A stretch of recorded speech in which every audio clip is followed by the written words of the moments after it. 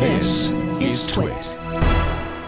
The Japanese company Softbank said today they plan to sell humanoid robots to consumers starting in February. Their $1,900 robot product called Pepper will be able to work as a babysitter, nurse, and emergency medical worker, and will also be able to respond to human emotions, according to Softbank CEO Masayoshi Son. Lance Ulanoff is editor-at-large at Mashable, and he's here to tell us about Pepper. Welcome, Lance. Thanks for having me. Yeah, so Pepper's I love the idea that more companies are getting into robotics, and apparently SoftBank had made their intentions clear probably 3 or 4 years ago that they wanted to get into this. They partnered with a company called, I believe it's Aldebaran. I can never quite say the name. They didn't build this on their own. It was a company that has been building smaller humanoid. Yes, there it is. Aldebaran.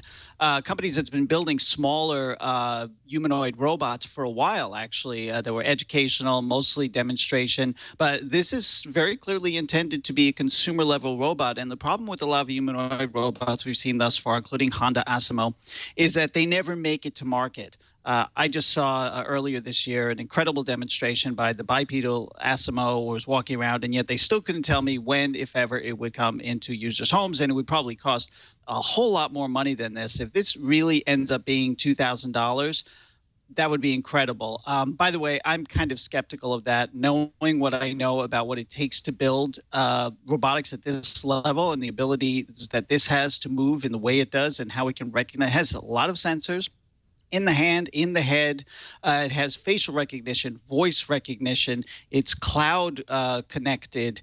It's got, obviously artificial intelligence that's both in the cloud and local. It does a whole lot of stuff. That is typically a lot more than $2,000. And by the way, what you can't quite see there is it's about 4 feet tall, weighs about 60 pounds. I hope that they can really do it. I mean, even look at the hands. The hands are so articulate.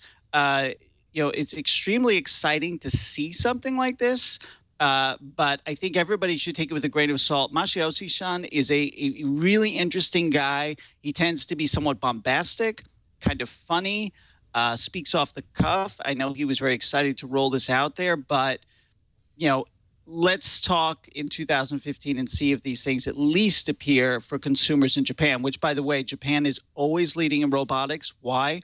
That population is aging faster than ours, and they need home health care workers more than we do, although we will catch up. It looks like right now the robot is demonstrating how it can rip the heart out of somebody's body and crush it with its robot hand. Now, you mentioned that Japan is ahead in humanoid robots. And that's what makes it. That's what makes it so. It shows off to a bad start.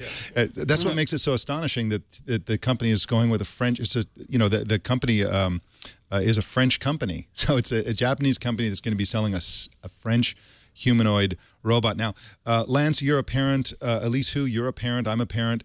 Would any of us trust this thing to babysit children?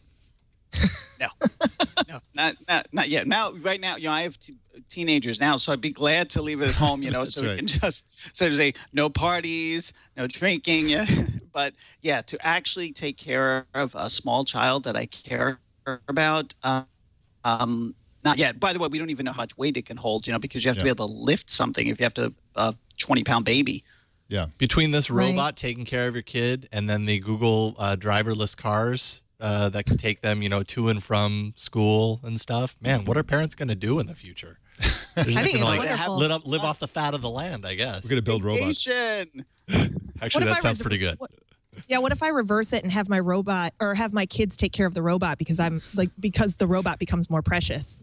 Yeah, exactly. No kidding. Yeah, that's right. It is kind of adorable. What you didn't hear there is the sounds that it makes. It doesn't say words, but it makes these childlike sounds. When it's holding that heart, by the way, it's like making all these weird noises. Although I do think it would have been hysterical if it had actually ripped someone's heart out and that's what it was holding. Now, speaking of the heart, they say, Son says actually, that it's going to be affectionate. It'll respond to human emotion, and it has something called an emotional engine. Right. What is that about exactly? I mean, it'll actually read the emotions on people, and if you're sad, it'll give you a hug or something. Well, it uses facial recognition to tell the difference between a smile and a frown, vocal intonation to tell if you're happy or sad depending on how your voice sounds. It'll have some of this local, but it will use what it learns and use the cloud to get smarter. And one of the examples that they talk about is reading your child a book, and then after the fact telling you, your child smiled while I was reading the book to him.